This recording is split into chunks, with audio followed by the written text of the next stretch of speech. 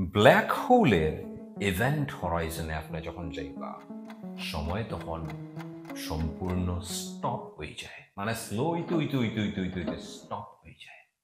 এখানে তাকিয়া আপনি যদি বাইরের দিকে দেখুন, তে আপনার এক মুহূর্তের মধ্যে ইউনিভার্সের শুরু থেকে আর শেষ থেকে লইবা সমস্ত ইটার্নিটি খাটি যাইব আপনার এক মুহূর্তে।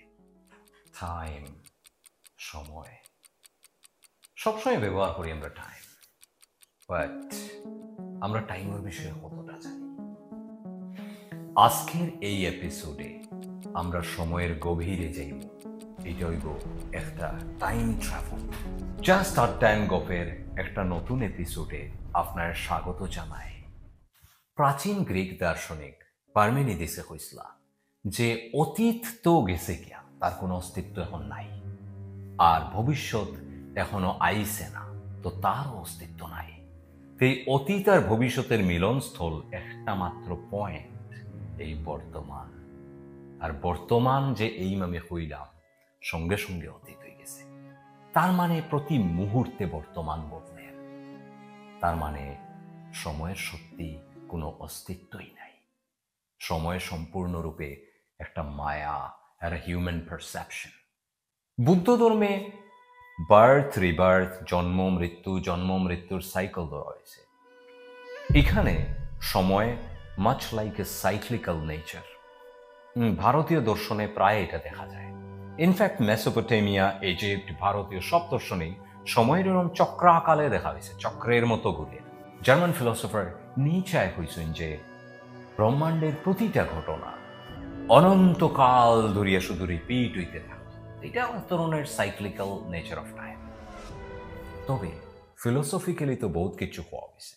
অ্যাকচুয়াল অবজেক্টিভলি বিজ্ঞানে কি তা হয় সময়ের বিষয়ে? 1687 সনে নিউটনে প্রকাশ করুন তার বই প্রিন্সিপিয়া ম্যাথমেটিকা। এখানে সময়ের তাই হইন যে একটা ব্রহ্মাণ্ডের একটা সর্বব্যাপী ঘড়ির মতো, মানে ইউনিভার্সাল ক্লক, একটাই টাইম সবের লেগে সমান। যেরকম মহাভারতের ফিসে যে হইতো ম্যায় সময়, যে সব কিছু দেখে, এরকম এই ইউনিভার্সাল টাইমে নিউটনের মতে ব্রহ্মাণ্ডে যা কিছু ঘটে তার রেকর্ড রাখে। এই চিন্তাধারার, এই ফিলসফির ফলে ফিজিক্স বহুত আগ বাড়ি যায়। ইনফ্যাক্ট পুরা ইন্ডাস্ট্রিয়াল রেভলিউশন কইতে গেলে এর কারণে, ক্লাসিক্যাল মেকানিক্সের কারণে। এই জানুয়ারি মাসে 2024 সনের আজকের এই মুহূর্তে আপনি যে দেখরা ভিডিওটা, অখন ধরুন পৃথিবীটা এই জায়গাতে আছে। সৌরজগতে সূর্যের চারিদিকে ঘুরতে ঘুরে একটা পার্টিকুলার পয়েন্ট আছে। আজকে থেকে এই যদি নিউটনের আমি মেকানিক্স ইউজ করি, তে দেখমু যে আজকে থেকে 500 বছর পরে যে কোনো মাসের, যে কোনো সময়ের, যে কোনো ঘড়ির একটা টাইমে পৃথিবী হই থাকবো, এটা হই দেওয়া যাইব এক্স্যাক্টলি।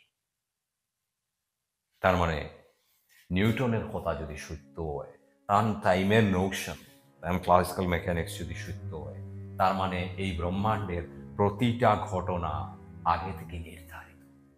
আপনারা আমি প্রশ্ন করি, এলা যদি হয়, তার মানে হিটলারে যে অত লাখ লাখ মানুষ মারল, তার কি দোষ?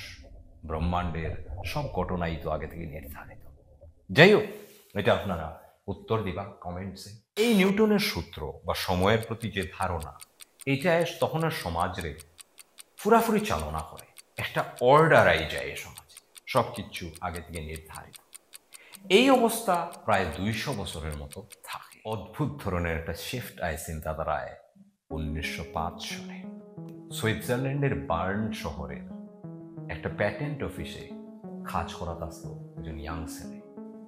তার কাজের মধ্যে, তার ক্যালকুলেশনে সময়ের প্রতি এমন একটা ধারণা বাইরে আয়, যেটাই ফিজিক্সে পুরাপুরি চেঞ্জ হয়। ইনফ্যাক্ট আমরা সময়ের লইয়া পারসেপশন চেঞ্জ হয়। আমরা আরো সেই একটা জায়গা 1890s, লেট 1890s-এ একটা ছেলে আর একটা মেয়ে, ক্লাসমেট, তারা জুরিকের পলিটেকনিক ইনস্টিটিউটে পড়াতেছে। দুইজন ফিজিক্সের প্রেমে বিভোর। এই সব চিন্তাধারা, ইউনিভার্স লইয়া, ফিজিক্সের থিওরি লইয়া তারা ডিপলি ভাবতা, এটা লইয়া তারা ডিসকাস করত। ফিজিক্স আর ম্যাথামেটিক্সের প্রেমে তারারেও কাছে লইয়াই যায় একজন আর একজনের। তারা একসাথে ডেভেলপ করো special theory of relativity. Yes, আমি অ্যালবার্ট আইনস্টাইনের কথা হইয়া, কিন্তু তার লগের যে আসলা ইকুয়ালি ইম্পর্টেন্ট তাহলে মিলেভা মার্কেস, যার লগে আইনস্টাইনের বিয়া হয় 1905 সনে। হয়তোবা তখন এর ইউরোপিয়ান স্ট্রং লিঙ্গ বৈষম্যের লেগিয়া মিলেভা মার্কেসের নামটা হারাই যায়, কাজের মধ্যে আয় না, কোনো মেনশন হয় না। যাই হোক, 1905 সনের এই থিওরির সবচেয়ে ডেঞ্জারাস কনসিকুয়েন্সেস গিয়া টাইম ডাইলেশন হয়ে একটা কনসেপ্ট। মানে টাইম সবের লেগে সমান নয়। আমি যে আজকে এখানে বইয়া এই লেকচারটা মারিয়া, আমার লাগিয়া যে গতিতে টাইম যার, একজন মহাকাশে যে ইন্টারন্যাশনাল স্পেস স্টেশনে যে বনবন হরে পৃথিবীরে ঘুরে, তার লাগিয়া সময় সামান্য সামান্য স্লোলি মুভ করে। ধরুন রাহুল এন্ড অঞ্জলি, ঠিক আছে? রাহুল এন্ড অঞ্জলি তারা বেস্ট ফ্রেন্ডস, ঠিক আছে? অঞ্জলি একজন অ্যাস্ট্রোনট, তাই একদিন স্পেসশিপ লইয়া মহাকাশে একটা দূরের তারার দিকে রওনা দেয়। এই তারাটা 1 আলোকবর্ষ দূর, মানে আলোরও এই তারার যাইতে পৃথিবীর থেকে 1 বছর লাগে যায়। তাই প্রচন্ড গতিতে যায়, প্রায় প্রায় আলোর সমান স্পিড হইতে গেলে গতিতে, তাই স্পেসশিপ লইয়া রওনা দেয়। এখানে গিয়া তাই পৌঁছে, তারপরে তাই আবার রিটার্ন করে আর্থে। তাইর মতে তাইর মাত্র 2 বছর সময় লাগছে, মানে যাইতে 1 বছর, আইতে 1 বছর, রাফলি অলমোস্ট 2 বছর। তাই আয়া দেখে কিতা রাহুলের বয়স প্রায় 20 বছর বাড়ি গেছে। মানে পৃথিবীতে প্রতিটা মানুষের ইনফ্যাক্ট বয়স তাই যেটা রাখিয়া গেছে তার থেকে 20 বছর বেশি। তারা প্রায় বুড়া হয়ে গেছে, আর তাই তখনও তার বয়স 25 বছর, আর রাহুলের বয়স তখন 45 বছর, মানে প্রায় মধ্যবয়স্ক। এই জিনিসটা শুনতে যতও অদ্ভুত লাগুক, এটা অ্যাবসলিউটলি সায়েন্টিফিক্যালি কারেক্ট। ঠিক এইটার উপরে, এই এফেক্টের উপরে এরকম স্পেসশিপ লইয়া মানুষ লইয়া এক্সপেরিমেন্ট করা এখনো সম্ভব নয়, কারণ অত ফাস্ট গতিতে মুভ করা স্পেসশিপ মানে বনছে না। তবে পার্টিকলস লইয়া এক্সপেরিমেন্ট হয়েছে, তবে এইসব ফুল ডিটেলসে আমি যাইতাম না। তবে আপনারা, আমি প্রমিস করি যে থিওরি অফ রিলেটিভিটির উপরে একটা সম্পূর্ণ এপিসোড থাকবো, যেখানে এটা সব ডিটেলস থাকবে। তবে একটা এক্সপেরিমেন্ট মেনশন করা উচিত এখানে। 1971-এ ইউএস এর নেভাল অবজারভেটরিতে হাফিলি আর কিটিং কইয়া 2 জন ফিজিসিস্টে একটা এক্সপেরিমেন্ট করে। তারা অ্যাটমিক ক্লকস, মানে প্রচন্ড অ্যাকুরেট মাইক্রোসেকেন্ড, মানে 1 সেকেন্ডের 10 লাখ ভাগের 1 ভাগ সময়ও পাসিংও মেজার করতে পারে। অত ডেঞ্জারাস প্রিসাইজ ক্লকস ঘড়ি কিতা করেন, কয়টা লইন, বিশেষ করে 2টা ঘড়ি লইন, একটা রাখেন একটা প্লেনও, আর একটা রাখেন আরেকটা এরোপ্লেনও, আর একটা থাকে পৃথিবী। 3টা ঘড়ি একলগে টাইম মিলানি হয় সেম টাইমে। তারপরে এরকম ভাবে 2টা প্লেনও রাখি দেওয়া হয়, 2টা, একটা পৃথিবী থাকে। 2টা প্লেন রওনা দেয়, একটা পূর্ব দিকে একটা পশ্চিম দিকে, এরকম যায়। পূর্ব দিকে একটা, পশ্চিম দিকে। পৃথিবীর এইরকম চক্কর লাগাইয়া ঘুরিয়া আবার জায়গা পায়। 3টা ঘড়িরে লোয়া হয়, আবার প্লেন থেকে নামানি হয়, পৃথিবীর ঘড়ি লোয়া হয়। এই ঘড়ি টাইমের মধ্যে যদিও ইনিশিয়ালি সেম টাইম আছে, এখন দেখা যায় প্রায় 40 থেকে 60 মাইক্রোসেকেন্ডসের টাইমের ডিফারেন্স।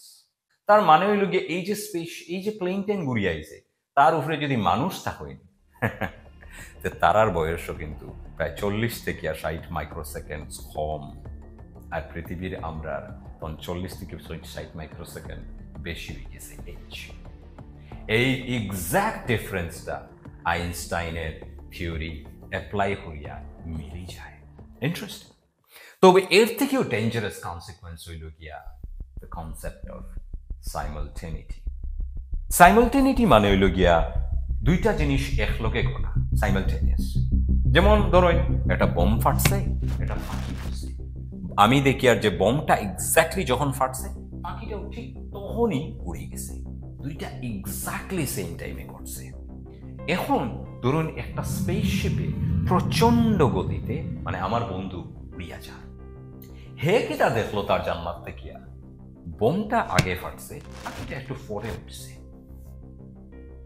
তার লাগিয়া দুইটা ঘটনা এজন ফিরিয়ে আইব কব এই বোমটা আগে ফাটছে ফাঁকিটা পরে উঠছে না না তো দুইটা এক্স্যাক্টলি সেম টাইমে ঘটছে কিতা ইনফ্যাক্ট এরকমও কোনো সময় হইতে পারে কোনো খেউল লেগিয়া অবজারভারের লেগিয়া বমটা পরে ফাটছে ফাঁকি আগে উঠছে খেউল লেগিয়া বম আগে ফাটছে ফাঁকি পরে উঠছে খেউল লেগিয়া বম আর ফাঁকি এট দ্য সেম টাইম মানে দুইটা জিনিস যে সময়ে একই লগে ঘটে এটার সমান লগে সমান নাই এই এক লগে ঘটা জিনিসটাও সবের লেগে সমান নাই মানে সময় অত অদ্ভুত আইনস্টাইনের আর মেলে বা মাখিছে দেখাইছই ডিপেন্ড করে হে কত গতি লইয়া যাক তার গতি বেশি তার লগে সময় একটু স্লো হয়েছিল মানে এরকম হইতে পারে আপনি একটা স্পেসশিপ লইয়া প্রচন্ড গতিতে গেলে আপনার লগে হয়তো একদিন হাঁটছে পৃথিবীতে তখন 100 বছর হাঁটিয়ে যেতে পারে আইনস্টাইনের এই স্পেশাল থিওরি অফ রিলেটিভিটি পরে তাই ভাবনা চিন্তা শুরু করে তখন 1905 আসিল প্রায় 10 বছর হাঁটি যায় ভাবনা চিন্তা করিয়া এখানে বহুত কিছু ঘটে আমি রিলেটিভিটির এপিসোডে হইম তাইন আইন জেনারেল থিওরি অফ রিলেটিভিটি তো কোনো বস্তু যদি থাকে তার ওজন যদি থাকে তে হে কিতা করে জেনারেল থিওরি অফ রিলেটিভিটির মতে তার সারাউন্ডিং এর দেশ কাল রে স্পেস টাইম রে ব্যান্ড হয়ে দেয় তার মানে টাইম রেও ব্যান্ড স্পেশাল থিওরি অফ রিলেটিভিটিতে আমরা দেখছি টাইম স্ট্রেচ হইতে পারে এখানে আমরা দেখি টাইম ব্যান্ড হইতে পারে রাবারের মতো যেন টাইম সময় একটা সিনেমা আপনারা বহুতেও হয়তো দেখছেন ক্রিস্টোফার নোলানের রিসেন্টলি অবশ্য ওপেনহাইমারও খুব বেশি হাইপ হয়েছে সবে ক্রিস্টোফার নোলানের বিষয় জানছে সো ক্রিস্টোফার নোলানের আগের সিনেমাটা আছে গিয়া ইন্টারস্টেলার সিনেমাতে এই জেনারেল থিওরি অফ রিলেটিভিটির প্রচন্ড ইনফ্লুয়েন্স আপনার মনে থাকবো দিকে থাকলে একটা ব্ল্যাক হোলের সিন আছে একটা ব্ল্যাক হোলের চারিদিকে ঘুরে একটা প্ল্যানেট মিলার্স প্ল্যানেট একটা গ্রহ এখানোর মধ্যে কুপার আর তার লগের ক্রু স্পেসশিপ থেকে নামই নেইয়া তারা বেশি সময় এখানে থাকেন না এখানে তারা কয়েক ঘন্টা থাকেন এই গ্রহটা ব্ল্যাক হোলের চারিদিকে ঘুরে স্পেসশিপটা হয়ে আসলো অরবিটও আসলো আর কি প্ল্যানেটের রাউন্ডে আর তারা প্ল্যানেটও নামছিল তারা যখন রিটার্ন করিয়া যায় স্পেসশিপে তারা দেখেন যে যদিও তারা লেগিয়া মাত্র কয়েক ঘন্টা কাটছিল স্পেসশিপে রয়ে যাওয়া তারা সঙ্গের একজন ক্রু মেম্বারের বহুত বছর কাটি যায় এরকমই এই সিনেমার লাস্টে দেখা যায় কুপার যখন ফিরিয়া আয় পৃথিবীতে তার নিজের ছোট মেয়ে টিনেজার মেয়ে তখন প্রচন্ড বয়স্ক একজন বৃদ্ধা সো ইয়েস এই ধরনের এফেক্ট সত্যি হইতে পারে প্রচন্ড গ্র্যাভিটিওয়ালা ব্ল্যাক হোলের খুব কাছে যদি আপনি যান তে আপনার লাগে সময় প্রচন্ড স্লো যাইব কিন্তু দূরে যারা থাকবো তারা লাগে সময় ও নিজের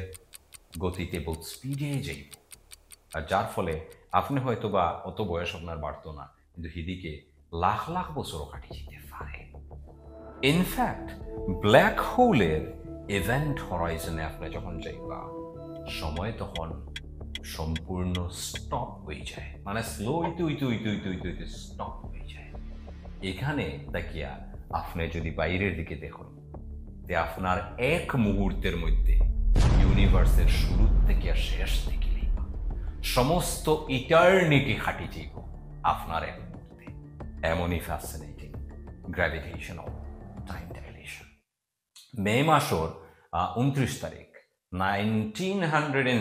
1919 সনে একটা সোলার এক্লিপস হয় সূর্যগ্রহণ স্যার আর্থার এডিংটনে কি দাহরণ একটা ক্লেভার এক্সপেরিমেন্ট ডিজাইন করে তাই দুইটা টিমরে ফাটায় একটা ব্রাজিল ফাটায় আর একটা টিমরে তাই ফাটায় ওয়েস্ট কোস্ট অফ আফ্রিকা তারা গ্র্যাভিটেশনাল লেন্সিং কইয়া একটা জিনিস অবজার্ভ করে মানে ধরুন লেন্সে কিতা করে একটা লেন্স আছে এখানে দুইটা পয়েন্ট আছে ধরুন পয়েন্ট থেকে আলো আর রাইট এরকম ভাবে আলো আর আইয়া লেন্স এরম ব্যান্ড করে দিয়ে লেন্স এরম ব্যান্ড করে ফোকাস করে একটা পয়েন্ট আনে তো আমরা এখান থেকে যদি দেখি আমরা লাইনটার এরম ব্যাকওয়ার্ড লইয়া গেলে আমরা দেখবো ওখানো পয়েন্টটা আর এই যে লাইনটারে বা আগে দিকে বাড়াই দেখবো এখানো পয়েন্টটা সো আমরা আসলে যে দুই পয়েন্টটা এখানে আমরা তারা দেখবো ওখানো আর ওখানে ম্যাগনিফাই করে দিছে রাইট মানে অরিজিনাল পয়েন্টটারে সরাইয়া ওখানো দিছে এরকমই এফেক্ট গ্র্যাভিটেশনেও করে এইটাই কারণ আইনস্টাইনের থিওরি মতে কিতা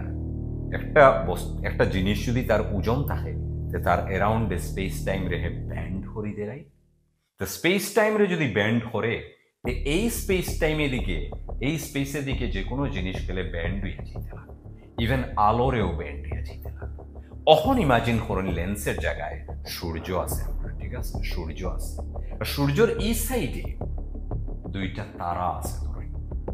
তো এই তারার থেকে লাইট এমনি কিলা যা বরং যে ওদিকে গেল গিয়ে হয় ওদিকে যাইব কি আমরা আছি ওখানে আমরা পৃথিবী আছি, ওখানে সূর্য আছে, এখানে দুইটা লাইট আছে, দুইটা স্টার আছে। সো এমনি তো স্টারের আলো এরকম ব্লক হয়ে যাবে, রাইট? কিন্তু এদিকে যে আলোটা যাক গীতা হইব ওরকম যাওয়ার গিয়ে কথা, এদিকে ওরকম যাওয়ার গিয়ে কথা, আমরা তারা দেখার কথা না, ঠিক আছে? সূর্য ফিসে দুইটা এরকম তারা থাকে, আমরা তারা দেখার কথা নাই। কিন্তু যদি স্পেস টাইম রে সত্যি আইনস্টাইনের মতে সূর্যের ব্যান্ড হইয়া থাকে দেখি তা হইব জানেনি, এই যে তারা থেকে আলোটা এরকম যাওয়াত আছে, এই জায়গার যে স্পেস টাইম যে ব্যান্ড হয়ে গেছে তার লাগে আলোটাও ব্যান্ড হইয়া এদিকে বাড়ি আই, এই তারাটার লাগে আলোটা ব্যান্ড হইয়া এদিকে আই, আর ব্যান্ড হইয়া আলোটা আইয়া আমরা কাছে। তো আমরা যখন দেখম, আমরা আলোটারে দেখবো ওদিক থেকে, তো আমরা ভাববো ওখানো তারাটা, আমরা মনে হই পারসেপশনে তারাটাই না, আর এই লাইটটার লাগে মনে হইব এখানে, তাই আমরা তারা দুইটারে এখানে আর এখানে দেখ, মানে সূর্য এরকম পাস করতো, তা আপনার সূর্য এই জায়গা যাওয়ার আগে দুইটা তারা এরকম আছে, সূর্য এখানে আইতেও দেখবা তারা দুইটা উপ করে ওরকম ও জায়গাতে গেছে, আবার সূর্য যেহেতু উপ করে জায়গাটাই গেছে কিয়া, এই জিনিসটা করবো সিম্পলি যেরকম দুইটা পয়েন্ট দেখা যদি ওরকম আছে, লেন্স একটা আনতেও দেখলাম উপ করে বড় হয়ে গেছে, আবার লেন্সটা যেতেও আবার জায়গাটাই গেছে, ইমেজটা ম্যাগনিফাই, রাইট? প্রবলেম হইল গিয়ে সূর্য অত ব্রাইট যে তারাই তারে যদি এরকম ওই সাইডে দিই আমরা দেখতে পারতাম না, অত ব্রাইট হে সূর্যের আলোয় ওই তারে সাদা করে ফেলে। বাট ক্লেভারলি স্যার আর্থার এডিংটনে, অবশ্য আইনস্টাইনের সাজেশনে, যে সূর্য গ্রহণের সময় কি হয়, সূর্য ডাকি দেয় চন্দ্রয় কমপ্লিটলি, রাইট? তো সূর্যরে যখন ডাকি দিল চন্দ্রয়, তো সূর্য তো অন্ধকার হয়ে গেল। সো এখন আমরা যে দুইটা তারা সূর্যের পিছনে আছে এরকম ভাবে সুন্দরভাবে এরকম ব্যান্ড আইছে, এখানে তারা দুইটার দেখতে পাই, কারণ রাত্রর মতো অন্ধকার তো, আর তখনই বুঝবো যে কিতা হয়েছে। ইনফ্যাক্ট এক্স্যাক্টলি এটা হয়, আর আইনস্টাইনের জেনারেল থিওরি অফ রিলেটিভিটির এক্সপেরিমেন্টাল ভেরিফিকেশন হয়ে যায়। ইনফ্যাক্ট একজন জার্নালিস্টে জিজ্ঞেস না যখন, এটা এমনি হতার কথা গল্প, কতটা সত্য জানা নাই, প্রচলিত আর কি, জার্নালিস্টে জিজ্ঞেস আইনস্টাইন রে যে যদি এটা ভেরিফাই হইতো না, ভুলবার হয়ে যেত আপনার থিওরি, লাইট যদি ব্যান্ড হইতো না, কিতা হইল? আইনস্টাইনে মজা করিয়া কইসলা, ওয়েল তে আমি ভগবানের লাগি খুব দুঃখিত হইলাম, কারণ থিওরিটা তো কারেক্টই আছে, ব্রহ্মাণ্ড কত যে স্ট্রেঞ্জ, আমরার উপরে ডিপেন্ড করে না, না আমরা হইলে হইতো না, তো অত অদ্ভুত কিতা হইব নি? আরে আপনার আমার উপরে নাই তো, ব্রহ্মাণ্ড তার নিজের মতে চলে, কত ডেঞ্জারাসলি অদ্ভুত হইতে পারে তার মর্জি। সো কোয়ান্টাম মেকানিক্সে আমরা যখন পরে আইব দেখবো আরো অদ্ভুত ধরনের টাইমের নেচার বাড়িয়া, সময়ের নেচার। তবে এটা যাওয়ার আগে যেটা আমরা নেক্সট এপিসোডে জানব, একটা প্রশ্নের একটা নিউ কনসেপ্টের মাধ্যমে আমি এখানে শেষ করতে চাই, অ্যারো অফ টাইম। একটা গ্লাস রে লইয়া ওরম যদি ফালাই দে তে মাটি পুরো চিত্রি যাব, রাইট? ফাইন, টাইম আগের দিকে গেছে, চিত্রি গেছে, কোন সময় চিত্রাইল গ্লাস রে ব্যাকওয়ার্ড আইয়া মিলিয়া ওরম সুন্দর গ্লাস হয়ে আপনারা তো আবার আই জিতে দেখছেন, আমরা কোনো সময় এরকম দেখি না। ওয়াই? অথচ ফিজিক্সের সব ইকুয়েশনস, সব থিওরিজের মধ্যে এরকম ব্যাকওয়ার্ড তারারে আইয়া আবার গ্লাস ফর্ম করতে আটখার না কিন্তু রিয়েলি। দেন ওয়াই খেনে এরকম হয় না, খেনে গ্লাস এরকম ব্যাকওয়ার্ড আইয়া আবার ফর্ম হয় না, খেনে রিয়েল লাইফে the curious case of Benjamin Button হয় না? এর আনসার জানতে হইলে লগে থাকুন। Next episode of just a ডাইন গফে আমরা জানবো সময় খেনে শুধু সামনের দিকে যায়, খেনে অতীতে আমরা যেতে পারি না। চলুন এখানেই শেষ করি আজকের জাস্ট আ ডাইন গফ, বাট নেক্সটে আমরা এই টাইম ট্রাভেল কন্টিনিউ করব, যেখানে এনিথিং ইজ পসিবল।